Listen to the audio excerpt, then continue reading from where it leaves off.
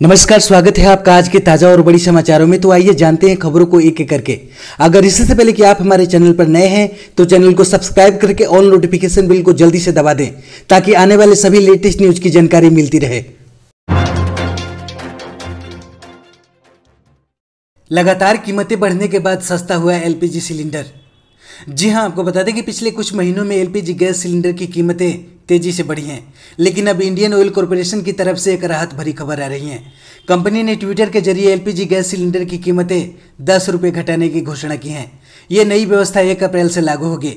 वैसे पिछले कुछ महीनों से गैस सिलेंडर की कीमतों में हुई बढ़ोतरी के सामने कीमत में आई ये गिरावट बेहद कम है, लेकिन थोड़ी राहत जरूर मिली है। एलपीजी गैस सिलेंडर की कीमतें पिछले कुछ महीनों में लगातार बढ़ी हैं। फरवरी के महीने में ही गैस सिलेंडर की कीमतों में 3 बार में 100 रुपये बढ़ी हैं। वहीं मार्च की शुरुआत में भी गैस सिलेंडर की कीमत में 25 रुपये की बढ़ोतरी हुई। यानी फरवरी से लेकर अब तक गैस सिलेंडर के दाम में 125 रुपये की बढ़ोतरी हो चुका है। अभी दिल्ली में गैस सिलेंडर 819 रुपये मिल रहा था, जो कि अब 10 रुपये सस्ते होने के बाद 809 रुपये में मिलेगा। संयुक्त किसान मोर्चा का ऐलान, 10 अप्रैल को 24 घंटे के लिए केएमपी एक्सप्रेसवे जाम करेंगे किसान। जी हां, आपको बता दें कि नए कृषि कानूनों को लेकर किसानों और सरकार के बीच में जारी गतिरोध भी टूटता हुआ नहीं दिखाई दे रहा है। तीनों कृषि कानून वापस लेने और न्यूनतम समर्थन मूल्य पर कानून बनाने के जिद पर अड़े किसान बिना मांगे माने पीछे हटने को तैयार नहीं है। संयुक्त किसान मोर्चा ने बुधवार को ऐलान किया है कि आंदोलनकारी किसान 10 अप्रैल को 24 घंटे के लिए कुंडली मानेसर पलवल एक्सप्रेसवे को जाम करेंगे। इसके बाद वो मई में संसद तक पैदल मार्च भी करेंगे। इसके लिए जल्द ही तारीखों का फैसला किया जाएगा। गौरतलब है कि नए कृषि कानूनों के खिलाफ दिल्ली की सीमाओं पर लगातार 4 महीनों से भी अधिक समय से किसानों का हल्ला बोल जारी है। कानूनों को रद्द कराने पर अड़े किसान इस मुद्दे पर सरकार के साथ आर पार की लड़ाई का ऐलान कर चुके हैं। किसानों ने सरकार से जल्द उनकी मांगें मानने की अपील की है। वहीं सरकार की तरफ से यह साफ कर दिया गया है कि कानून वापस नहीं होगा, लेकिन संशोधन संभव है। इसके बाद आपको बता दें कि सुप्रीम कोर्ट की ओर से गठित समिति ने 3 नए कृषि कानूनों पर अपनी रिपोर्ट सौंप दी है। सीलबंद लिफाफे में सौंपी गई इस रिपोर्ट पर 5 अप्रैल को सुप्रीम कोर्ट में सुनवाई होगी। समिति के एक सदस्य ने सुप्रीम कोर्ट को रिपोर्ट सौंपे जाने की पुष्टि की है, लेकिन यह नहीं बताया कि इसमें क्या सिफारिशें की गई हैं। 1 अप्रैल से बदल जाएंगे एमपी में बिजली बिल भुगतान करने के तरीके, बंद हो रहे हैं सभी कैश काउंटर। जी हां, आपको बता दें कि मध्य क्षेत्र विद्युत वितरण कंपनी 1 अप्रैल से कैश काउंटर बंद कर रही है। उपभोक्ता अब MP online common service centre, ATP machine और पीओएस मशीन से नकद भुगतान कर सकते हैं। कंपनी के सभी केंद्रों पर डिजिटल पेमेंट की सुविधा उपलब्ध होगी। इसके अलावा कंपनी के portal.mpcz.in और मोबाइल ऐप के जरिए ऑनलाइन बिल का भुगतान कर सकते हैं। कंपनी ने कहा है कि बिजली बिल भुगतान में होने वाले किसी भी प्रकार की समस्या के समाधान के लिए उपभोक्ता कंपनी के कॉल सेंटर नंबर 1912 अथवा नजदीकी वितरण केंद्र में संपर्क कर सकते हैं। बिहार में पंचायत चुनाव के दौरान कोरोना से कर्मी की मौत होने पर दिए जाएंगे 30 लाख रुपए। कैबिनेट बैठक में हुआ फैसला।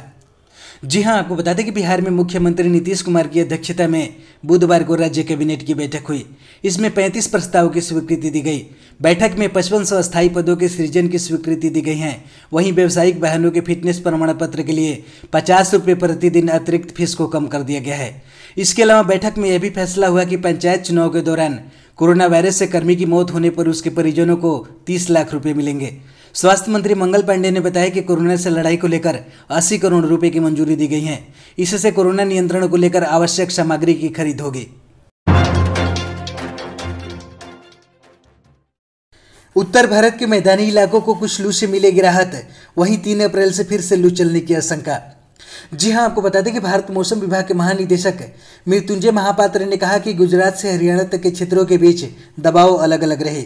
इसके अलावा राजस्थान से भी गर्मी ट्रांसफर हुई, जो कि पहले से लू का सामना कर रहा था। मौसम विभाग के एक वरिष्ठ वैज्ञानिक और लू विशेषज्ञ नरेश कुमार ने कहा कि पाकिस्तान से भी गर्मी ट्रांसफर हुई। पाकिस्तान के एक मौसम केंद्र में इस अवधि तापमान 45 डिग्री सेल्सियस दर्ज किया गया।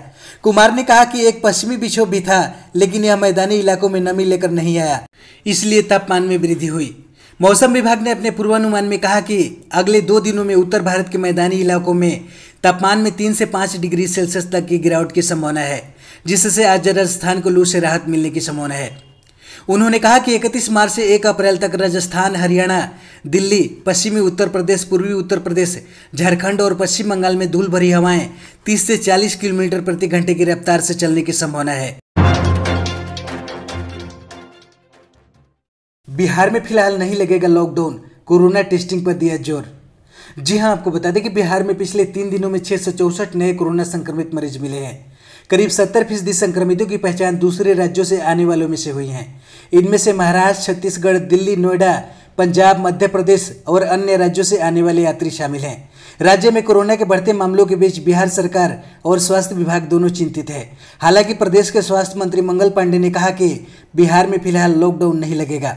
मंगल पांडे ने कहा कि बिहार में दूसरे राज्यों के मुकाबले केस कम है। बावजूद इसके कोरोना के मामले बढ़ने से स्वास्थ्य विभाग चिंतित है और ज़्यादा टेस्टिंग कराने पर जोर दे रहा है। अस्पतालों को भी अलर्ट कर दिया गया है, लेकिन फिलहाल बिहार में आंशिक तौर पर लॉकडाउन लगाने का कोई इरादा नहीं है। स्थिति अभी भी कंट्रोल में है, सरकार सतर्क है। लोगों से भी सरकार अपील करती है कि कोरोना वायरस का जो भी गाइडलाइन है उसका पालन करें, ताकि बिहार में कोरोना की बढ़ती रफ्तार को रोका जा सके।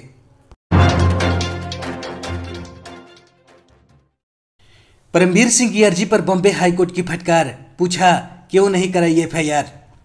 जी हां, आपको बता दें कि महाराष्ट्र के गृह मंत्री अनिल देशमुख के खिलाफ सीबीआई जांच की मांग पर मुंबई के पूर्व पुलिस कमिश्नर परमबीर सिंह को बॉम्बे हाईकोर्ट ने कड़ी फटकार लगाई है। उनकी अर्जी को सुनते हुए हाईकोर्ट ने कहा कि इस मामले में आखिर आपने होम मिनिस्टर के खिलाफ एफआईआर दर्ज क्यों नहीं कराई। अदालत ने कहा कि आपने अनिल देशमुख के खिलाफ गंभीर आरोप लगाए हैं, लेकिन उन्हें लेकर कोई एफआईआर दर्ज नहीं कराई है। अदालत ने कहा कि बिना किसी रिपोर्ट के आखिर उनकी सीबीआई जांच की मांग कैसे कराई जा सकती है। कोर्ट ने परमबीर सिंह को कड़ी फटकार लगाते हुए कहा कि आप पुलिस कमिश्नर रहे हैं, आखिर आपके लिए कानून को क्यों किनारे रखा जाए।